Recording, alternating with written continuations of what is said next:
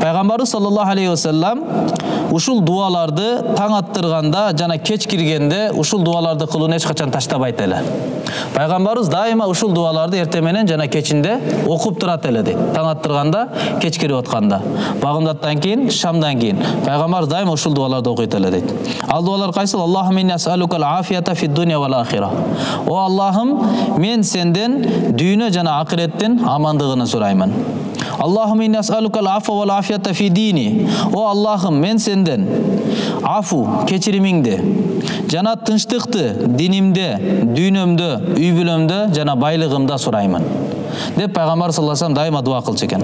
Allahümme astur avrati ve amin ravati. O Allah, sen menin ayıplarımdı, kemçiliklerimdi özüң japkının. Бирок эгер айыбыз ачылып калса, о жерде бирибиз да отура албайбыз да. Я Аллах, сен менин айыбымды, дүйнө жана ахиретте айыбымды жапкының. Вастыр аурати, Аллахумма астыр аурати ва амин равати. Жана менин коркунучума сен амандык бергениң. Эмне нерселерден мен коркуп жатамын, ошол коркунучтардан да мени сактагын. Өлүм учурда коркунуч, кабыр учурунда корку, кабырда барганда, кыяматка барганда, дүйнөдөгү болуп аткан ар бир учурда аргандай келген коркунучтар, ушулардын баардыгына мага амандык бергениң деп Пайгамбар эртең менен жана кечинде дуа кылат эле. Allahümme ahfazni. Ya Allah, sen beni saktagın. Min bayne yaday, aldı tarafımdan. Ve min halfi, arka tarafımdan. Ve an yamini, oң tarafımdan. Ve an şamali, sol tarafımdan. Ve min fawqi, jana üstü tarafımdan sen beni saktagının dep dua kılışken da.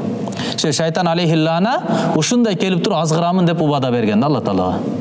La qu'dannaka ala siratikal mustaqim. Men senin tuura joluңа сөзсүз олтуруп алып мени азгырамын деп Алла Таала касам ичип туруп сөз берген.